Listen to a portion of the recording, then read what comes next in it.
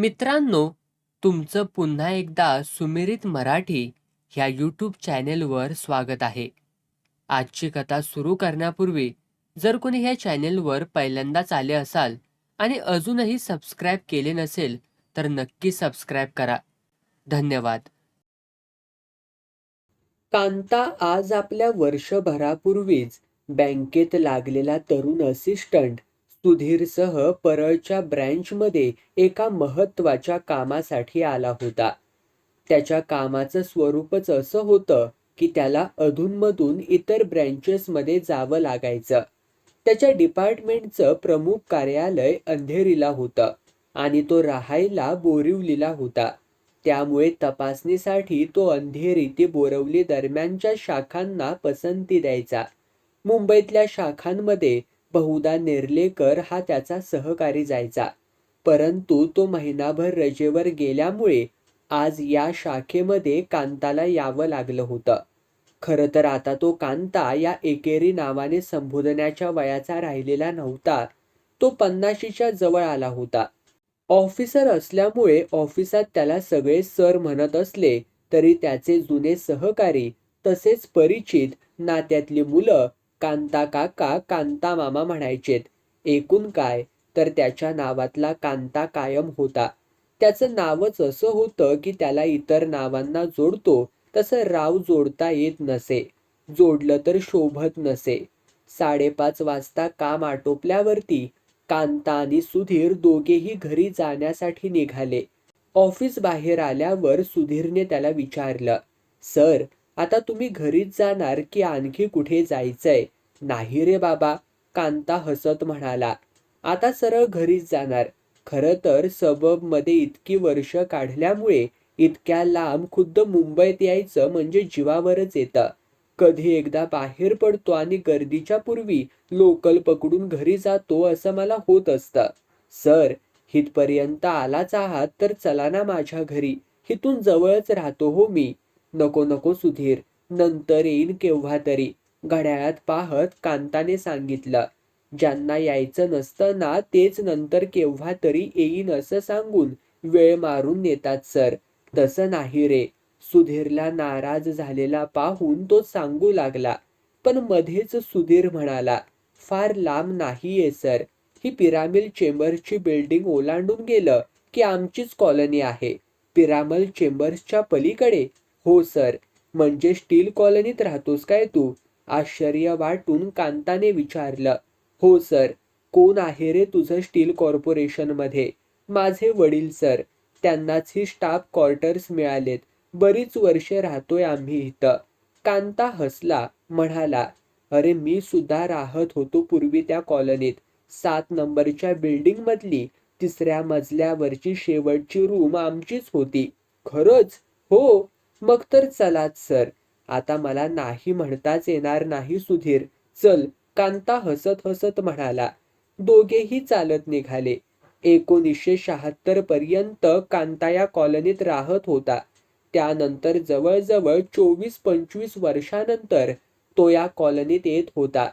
कांताचे वडील बापू पाटील कॉर्पोरेशनच्या भांडूपच्या युनिटमध्ये असिस्टंट फोरमन होते. आई, वडील, तिघी बहिणी आणि तो, इतकी सगळी त्या एवढ्याशा जागेत राहायचीत. कर्मचाऱ्यांना कंपनीचे दिलेल्या या खोल्या सेल्फ कंटेंट असल्या तरी इमारतींची रचना चाळ टाईप होती. हाऊसिंग बोर्डाच्या जागा असतात ना, अगदीच तशी. त्या 4 मजली इमारतींमध्ये प्रत्येक मजल्यावर 12-12 खोल्या होत्या. पुढची गॅलरी कॉमन होती. 10x12चा हॉल, 8x10चा किचन, त्याच्या समोर बाथरूम, संडास आणि मागील बाजूला 10x4ची बाल्कनी अशी खोल्यांची रचना होती. कॉलनीतून चालत असताना त्याच्या लक्षात आलं की इमारती त्याच असल्या तरी रस्ते, गार्डन, मैदान, दिवे यांच्यात बरीच सुधारणा झाली आहे. एकंदरीतच कॉलनीला अद्ययावत आणि सुशोभित बनवलं गेलं आहे. सुधीरच्या घरी आल्यावर आपण आपल्या 25 वर्षांपूर्वीच्या घरी आल्यासारखं कांताला वाटलं. सुधीरने आपल्या आई वडिलांची आणि दोघी बहिणींची ओळख करून दिली तेव्हा 25 वर्षांपूर्वीच्या आपल्या घरीच नव्हे तर कुटुंबातही आल्यासारखं त्याला वाटलं. कांताला 3 बहिणी होत्या, तर सुधीरला 2 होत्या इतकंच काय ते.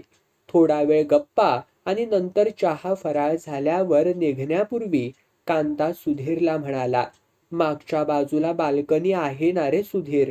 हो सर, या ना, दाखवतो. कांताला हेच हवं होतं.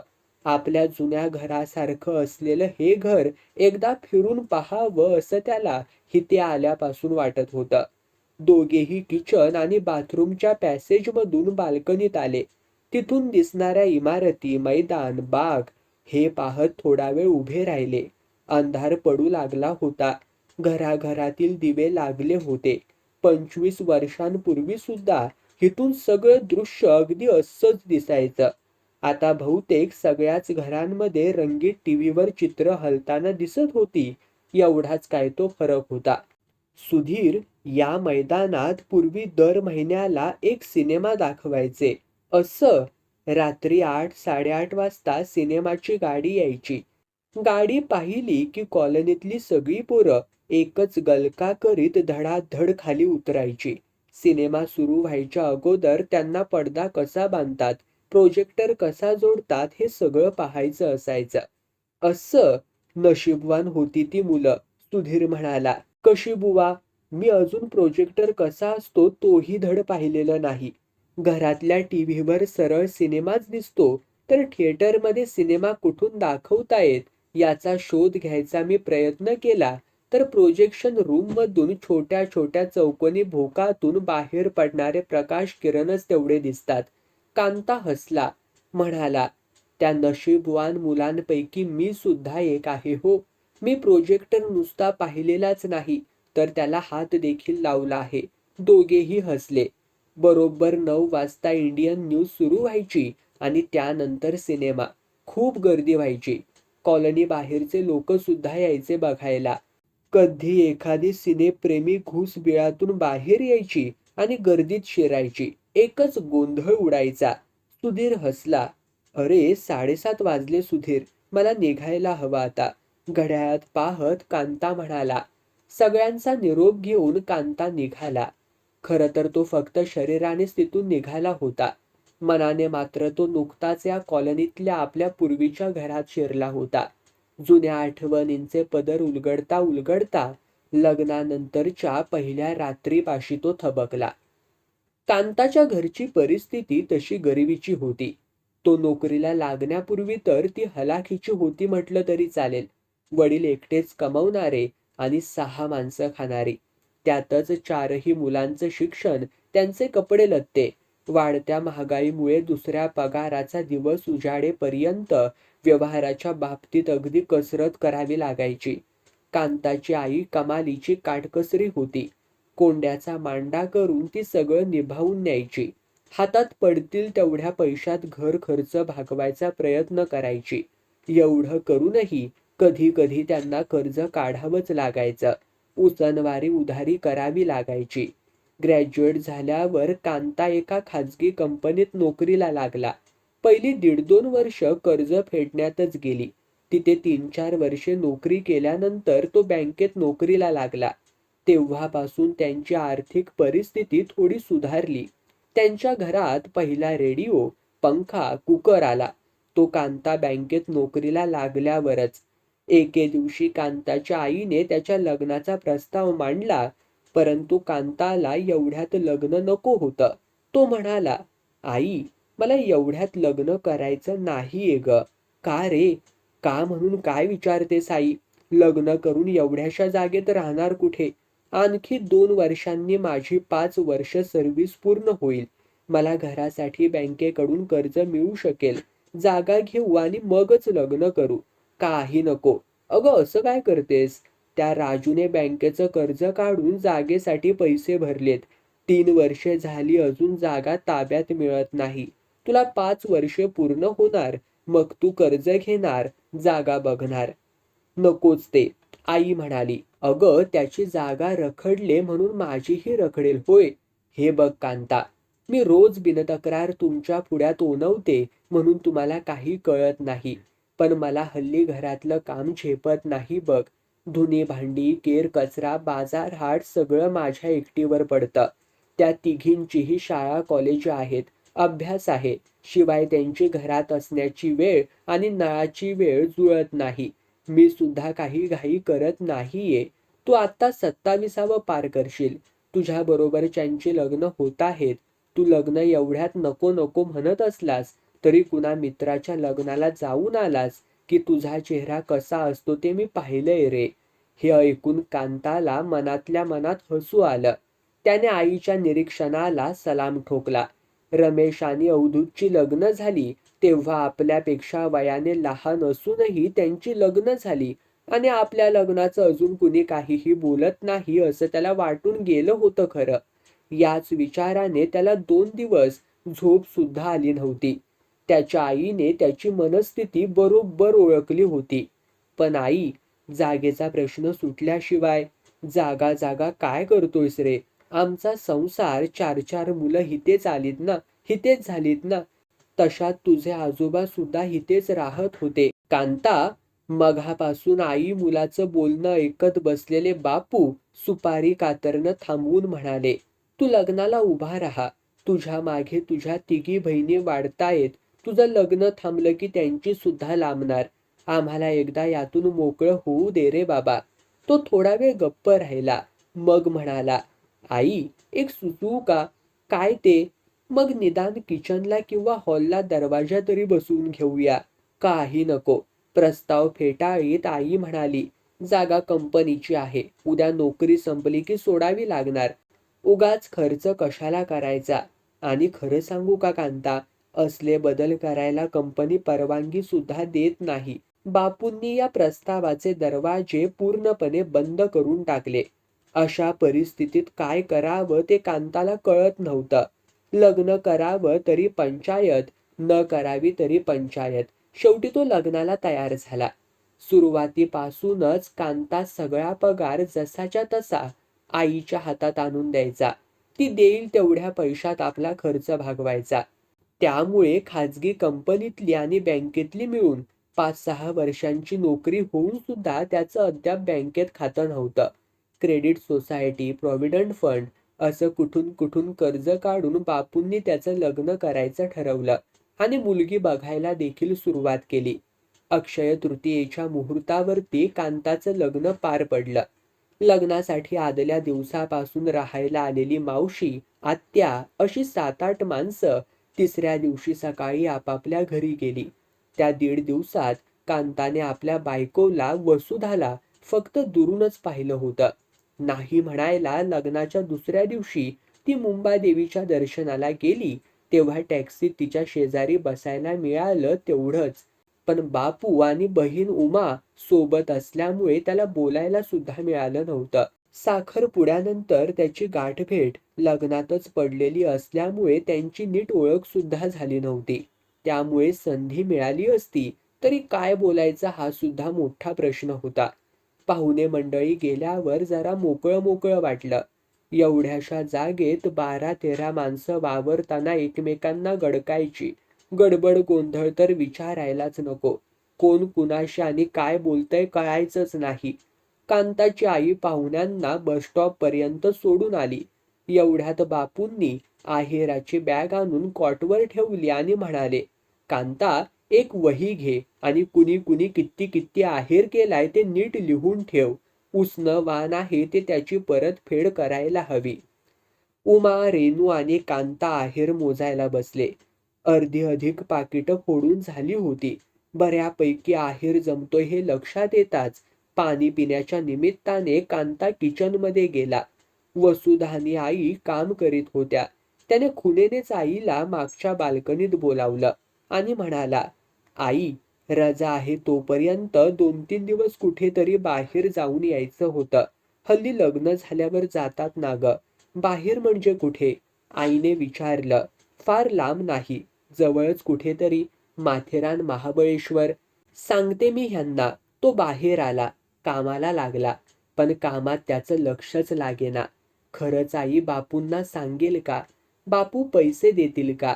जायचं झालं तर कुठे जायचं? सध्या सीझन आहे. आयत्या वेळी जागा मिळेल का?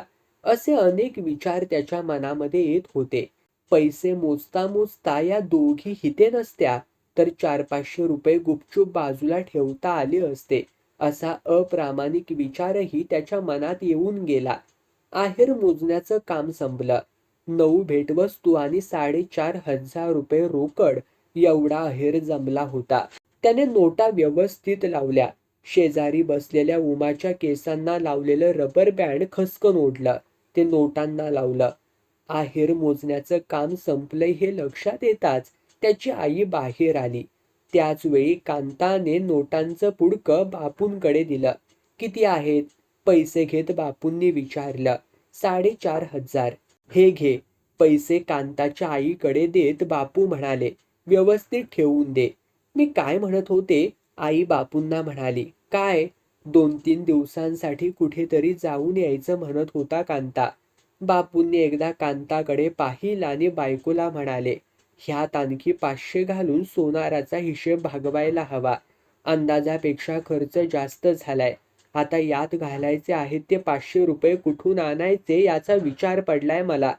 ही भांडी आली आहेत त्याऐवजी त्यांनी ते पैसे पाकिटातच घातले असते तर प्रश्नच मिटला असता. कांताने आणि आईने एकमेकांकडे पाहिलं. माझ्याकडे पैसे नाहीत. त्याच्याकडे असतील तर जा म्हणावं. बापूंनी स्पष्ट सांगून टाकलं. कांता निराश झाला. हनीमूनला जाण्या एवढे सुद्धा पैसे आपल्याकडे नसावेत याची त्याला लाज वाटली. संध्याकाळी 5च्या सुमारास आईने जा फिरून या असं सांगून त्याच्या हातात गुपचूप 100 रुपये ठेवले. तो शाळेत असताना खाऊसाठी 4-8 आणे ठेवायची तसे.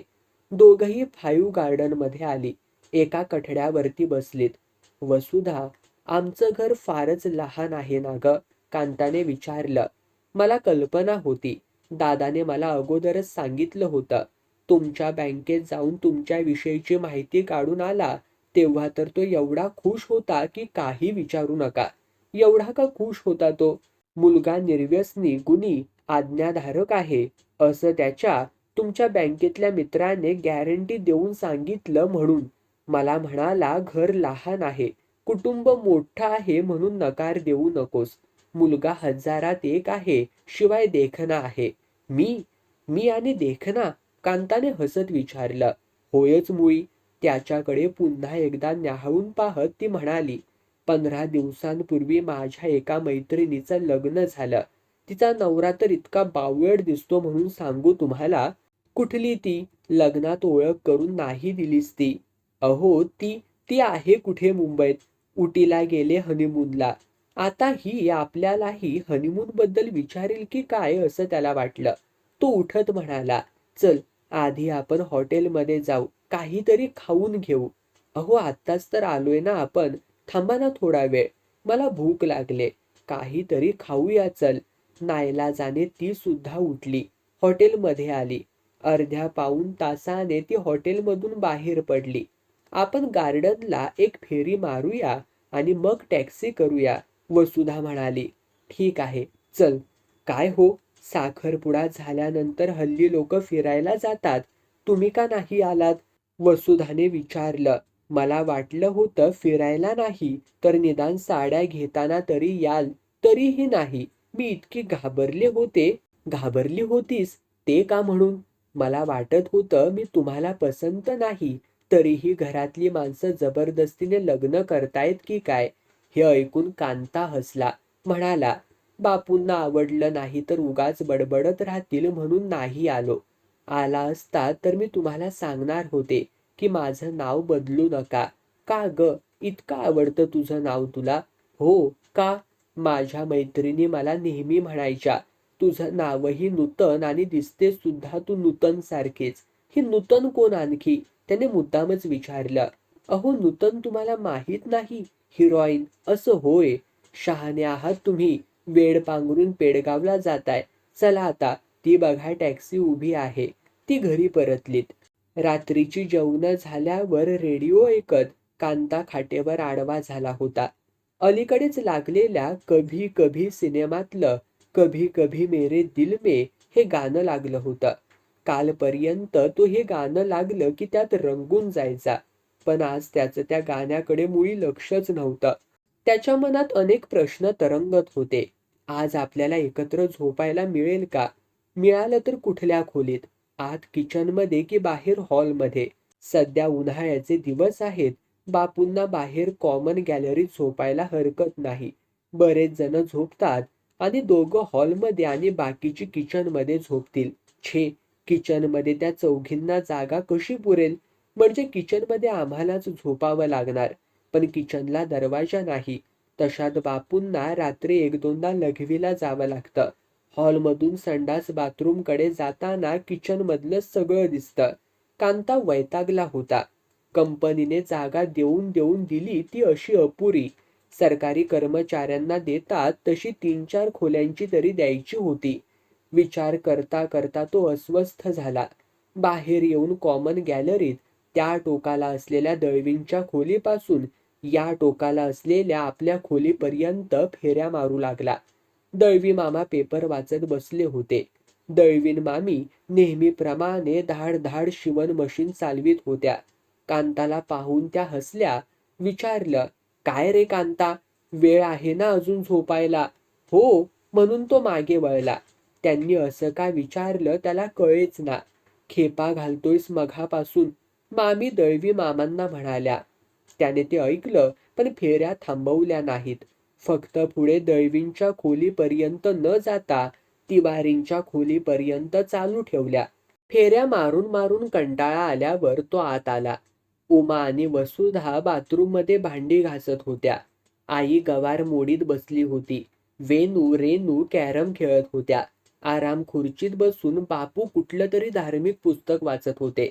त्याने घड्याळ पाहिलं. 9:15 वाजले होते. त्याला वाटलं होतं खूप वेळ झालाय.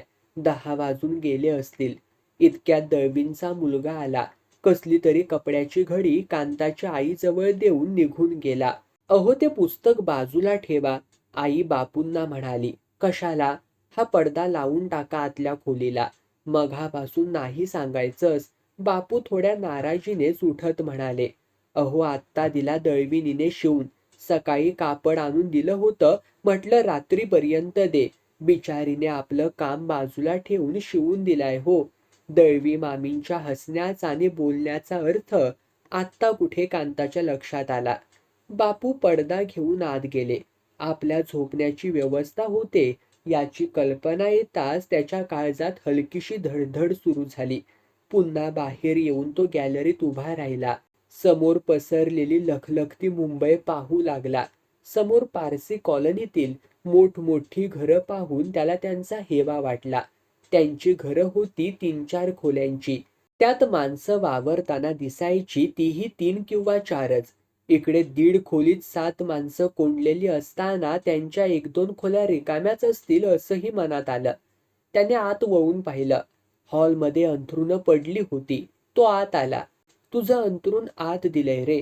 अंथरुणावरती बसून केसातले आकडे काढून ठेवीत, आईने सांगितलं. मोरीतल्या नळाखाली बादली ठेवले का बघ रे, नसेल तर ठेव जरा.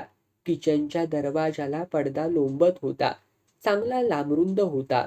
त्याची तळाची झालर जमिनीवरती लोळत होती. हॉलमधली बत्ती विझली. पडदा बाजूला करून तो आत गेला.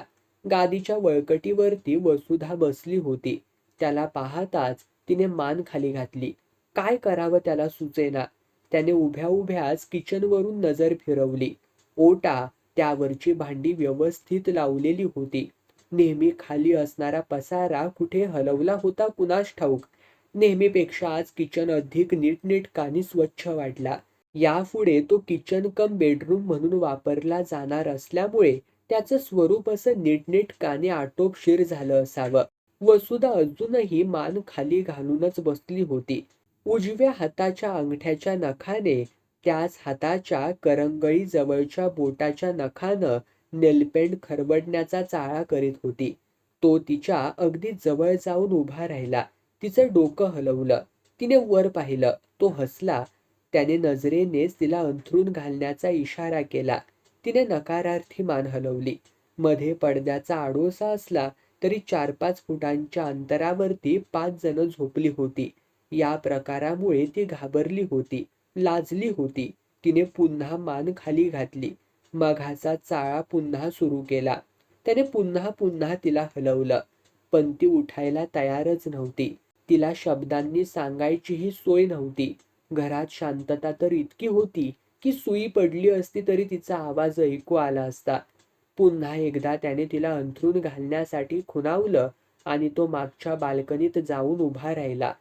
समोर दिसणाऱ्या इमारतींमधील 2-4 घरं सोडली तर बाकीच्या घरांमध्ये निजानीज झाली होती. खाली मैदानातली कुत्री सुद्धा मुटकुळी करून पहुडली होती. घुशी तेवढ्या अधूनमधून इकडून तिकडे पळताना दिसत होत्या. त्याने मागे वळून पाहिलं. किचनची मागच्या बाल्कनीत उघडणारी खिडकी बंद होती. खिडकीच्या काचेला डोळा लावून ती आत काय करते ते पाहण्याचा त्याने प्रयत्न केला. पण त्या दुधी काचेतून आतलं काही दिसत नव्हतं. खिडकीचा बोल्ट आतून लावलेला असल्यामुळे त्याला ती उघडताही येईना. सिनेमात दाखवतात ती सुहागरात त्याच्या नजरेसमोर आली. प्रशस्त शयनगृह, ऐसपैस पलंग, त्यावर फुलांनी सजवलेली शय्या, पलंगाला रंगीबेरंगी फुलांच्या माळांनी केलेली सजावट, त्यात घुंगट ओढून, उंची साडी आणि अंगभर सुवर्णालंकार लेवून, दोन्ही गुडघे जवळ घेऊन अधोमुख बसलेली नववधू, मग तलम शेरवानी आणि मंदिल बांधून प्रवेश करणारा, आल्या आल्या शयनगृहाचं दार बंद करून हसत मुखाने पलंगाजवळ येणारा नवरा, फुलमाळांच्या झिळमिळ्या हलक्या हातांनी दूर करून तो आत प्रवेश करतो. शय्येवर तिच्या शेजारी बसून तो तिचा घुंगट दूर करतो. तिचा मुखचंद्र पाहतो. त्याच वेळी खिडकीतून पौर्णिमेच्या चंद्राचं दर्शनही प्रेक्षकांना होतं. किती रोमॅन्टिक प्रसंग असतो तो. कांताच्या मनात आलं, आपली सुद्धा आज सुहागरात आहे. पण प्रत्यक्षात परिस्थिती काय आहे? फुलांनी सजवलेले शयनगृह आणि पलंग तर सोडाच, झोपायला एखादी स्वतंत्र खोली आणि साधी लोखंडी खाट सुद्धा नाही. जमिनीवरती टाकलेल्या वळकटीवरती बसलेली नववधू प्रियतमाला लाजून अधोमुख बसलेली नाही, तर केवळ पडद्याच्या आडोशाच्या भरवशावरती हिते नवऱ्याच्या शेजारी कसं झोपायचं याच्या काळजीने मान खाली घालून बसलेली आहे. चित्रपट आणि वास्तव यातला फरक समोर मांडणारं हे दृश्य आहे याची जाणीव झाली त्याला. स्विच ऑफ केल्याचा आवाज त्याच्या कानावरती पडला. त्याने वळून पाहिलं. खिडकी काळोखात बुडाली होती. गालातल्या गालात हसत तो आत जाण्यासाठी निघणार तोच वसुधा बाल्कनीत आली. त्याने बाल्कनीचा दरवाजा लावून घेतला. किचनपेक्षा या उघड्या बाल्कनीतच अधिक एकांत आहे हे त्याच्या लक्षात आलं. बाहेरचं जग झोपलेलं होतं. कुणीही त्यांना पाहण्याची शक्यता नव्हती. दोघंही कट्ट्यावर कोपर टेकून उभी राहिलीत. अंथरूण घातलंस का तू? हळू आवाजात त्याने विचारलं. तिने मानेनेच होकार दिला. मघाशी आढेवेढे का घेत होतीस ग? ती नुसतीच हसली. बोल ना. पण बोलण्याऐवजी ती ओठ दाबून हसतच होती. ही जागा कंपनीची आहे. कोणत्याही प्रकारचं मॉडिफिकेशन करायला परवानगी देत नाहीत ते. किचनला दरवाजा लावायला परवानगी दिली असती तर थोडी तरी प्रायव्हसी मिळाली असती. तू नसतीच हसतेस, बोलत का नाहीयेस? त्याने विचारलं. ती हसली आणि त्याच्या जवळ सरकली. त्यानेही मग तिच्या कमरेभोवती हात टाकला. पण तिने तो काढून आपल्या हातात घेतला. त्याला बरं वाटलं. तिच्या हातातला हात तसाच ठेवून दुसऱ्या हाताने तो त्यावरती थोपटत राहिला. दोघांनाही तो स्पर्श, ती संवेदना हवी हवीशी वाटत होती. अंग मोहरून येत होतं. खरं सांगू का तुला, मला एवढ्यात लग्नच करायचं नव्हतं, कांता सांगू लागला. आधी मोठी जागा घ्यावी आणि मगच लग्न करावं अशी माझी इच्छा होती. पण बापूंची घाई. ती खुदकन हसली. का हसलीस ग? सांग ना. तुला काय वाटतंय? तू बोललीस तर आत ऐकू जाईल. तिने होकारार्थी मान डोलावली. अगं वेडाबाई, मी बोलतोय तशी हळू आवाजात बोल, मग नाही ऐकू जाणार. तिने पुन्हा मानेनेच ठीक आहे असं सुचवलं. मग सांग का हसलीस ते? तिने त्याच्या कानाशी तोंड आणलं. म्हणाली, आपल्या मनात नसेल तर दुसऱ्या कुणी घाई केली म्हणून कुणी लग्न करील का? तो हसला. म्हणाला, बरीच हुशार आहेस हो. तुम्ही सांगताय त्याला काय म्हणतात माहीत आहे? नाही बुवा. काय म्हणतात? अगं अगं म्हशी, मला कुठे नेशी? तिच्या उत्तराने खुश होऊन त्याने तिचा गालगुच्चा घेतला. तिने दुखल्याचा अभिनय केला. आपण खाली बसूया का? त्याने सुचवलं. हिते, लादीवर? हो, लादी नाही गादी आहे असं समजायचं, त्याने हसत हसत सांगितलं. तीही ओठ मुडपून हसली. का हसलीस? असं काय करता? इथे हसायला बंदी वगैरे आहे की काय? नाही, हसायला बंदी नाही, पण हसण्याचं कारण सांगणं मात्र बंधनकारक आहे हो. सांग, मी लादी नाही गादी आहे असं म्हणालो तर तू का म्हणून हसलीस? लक्षात आलं म्हणून. काय लक्षात आलं? इथे सगळं आहे असं समजूनच करायचं आहे हे. हे बाकी खरं. या क्षणी आपण बाल्कनीत नव्हे तर एखाद्या राजप्रसादाच्या सौधात उभे आहोत असं समजायचं. हो हो समजले. या क्षणी मी चंद्रसेन राजाच्या प्रासादातल्या सौधात उभी आहे. हा कुठला चंद्रसेन राजा म्हणायचा? तुमचं नाव काय? चंद्रकांत. ओ हो, म्हणजे मी चंद्रसेन राजा होय. त्याला तिच्या उत्तराची गंमत वाटली. तो हसत म्हणाला, मग चल चंद्रकांते, आपण खाली बसूया. दोघही खाली बसली. कांता बाल्कनीच्या कठड्याला टेकून बसला. वसुधाला आपल्या पुढ्यात ओढलं. ती लाजली. त्याला विरोध करू लागली. तिने त्याचे हात पकडून ठेवले. या ओढाताने तिच्या हातातल्या बांगड्या किणकिणल्या. दचकून दोघंही काही क्षण गप्प झाली. बांगड्यांची किणकिण त्यांना घंटानादासारखी ऐकू आली होती. ही किणकिण कुणी ऐकली तर नाही ना याचा ती दोघंही कानोसा घेऊ लागलीत. कुणीही ऐकलेली नसावी असं समजून एकमेकांकडे पाहून हसली. खूपच आवाज येतोय, काय करायचं? त्याने विचारलं. आवाज येतच नाहीये असं समजायचं, ती हसून म्हणाली. नवख्याला पाहून कुत्रा भुंकतो तसं तुझ्या या बांगड्या करताहेत. मी त्यांना नवखा आहे म्हणून मी तुझा हात धरला की त्या किणकिणतायत. उपमा छान देता, ती कौतुकाने म्हणाली. विस खांडेकर कोळून प्यायलोय आणि फडके काकोडकर ते सुद्धा वाचलेत, पण ते कितपत लक्षात आहेत हे बघायचं म्हणतोय तर या बांगड्यांची अडचण होते हो. ती मनापासून हसली. ए, असं कर ना, बांगड्या काढून ठेव ना थोड्या वेळासाठी. काहीतरीच काय सांगताय, लग्नाचा हिरवा चुडा आहे ना तो. मग काय करायचं? तो विचारात पडला. सहज त्याचं लक्ष कपडे वाळत घातलेल्या तारेकडे गेलं.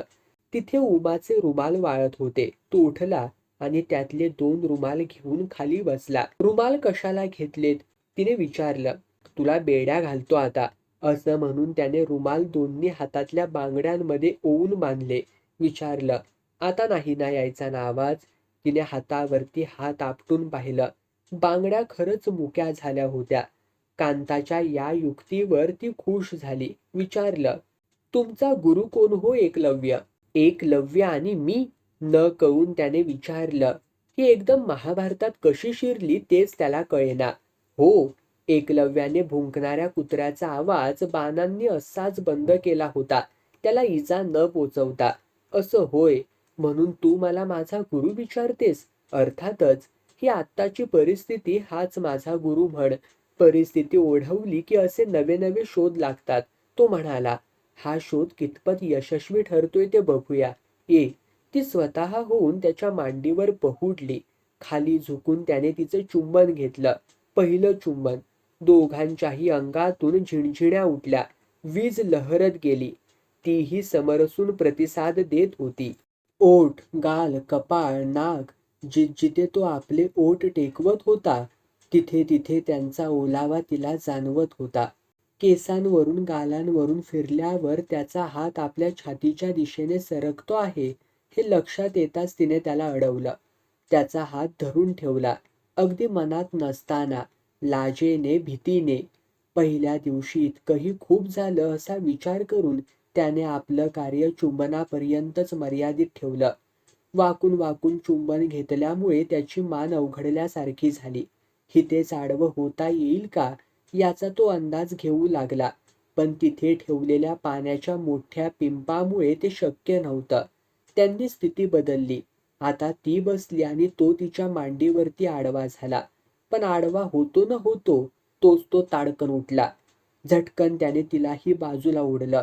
काय झालं? घाबरून तिने विचारलं. वरच्यांच्या बाल्कनीतून कुणीतरी वाकून बघतोय.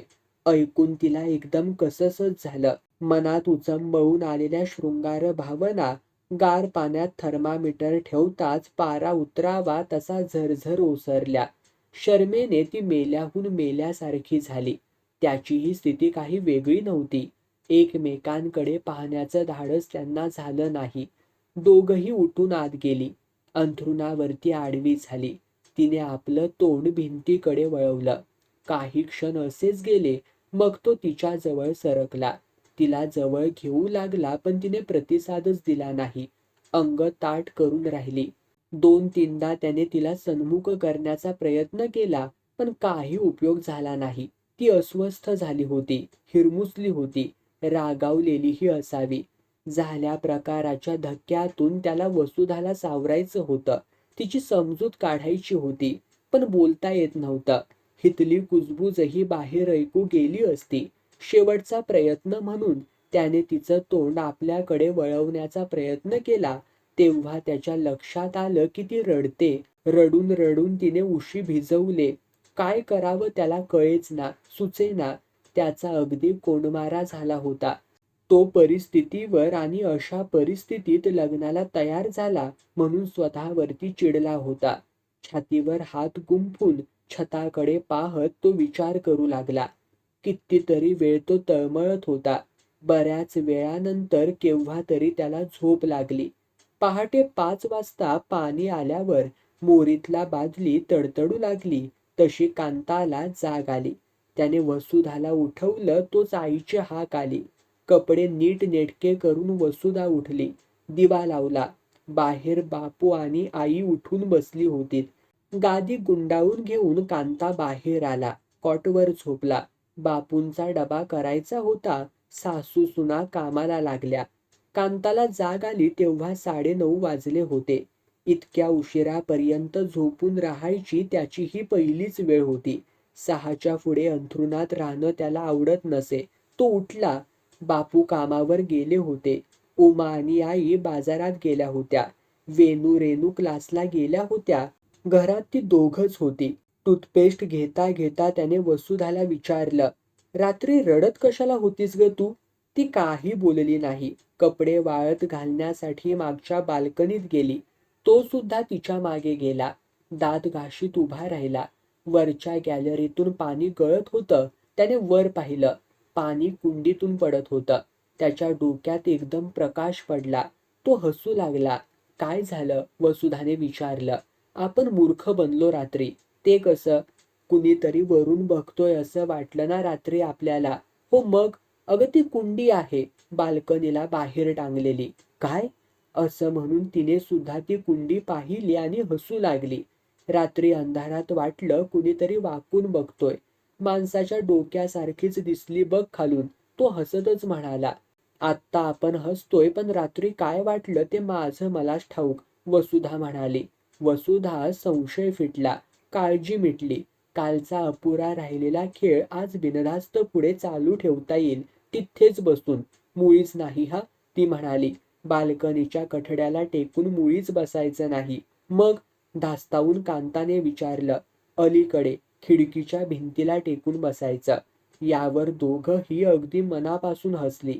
त्यानंतर नवी जागा होईतोपर्यंत जवळजवळ 4 वर्षे त्यांचं वैवाहिक जीवन असंच चाललं होतं. बाल्कनीत बसून मनातल्या गोष्टी बोलायच्या आणि मग अंथरुणात यायचं. मध्येच कुणी उठणार तर नाही ना ही भीती मनात ठेवूनच घाईघाईने सुख ओरबडायचं. या आठवणी फारशा सुखद नव्हत्या, तरीही त्याला बरं वाटलं. त्याच वेळी त्याने ठरवलं की सुधीरला सांगायचं, बाबा रे उशिरा झालं तरी हरकत नाही, पण स्वतंत्र बेडरूम मिळाल्याशिवाय लग्न करू नकोस. दडपणाखाली शृंगार करताना फुलझाडांच्या कुंड्या सुद्धा माणसांच्या मुंड्यांसारख्या दिसतात.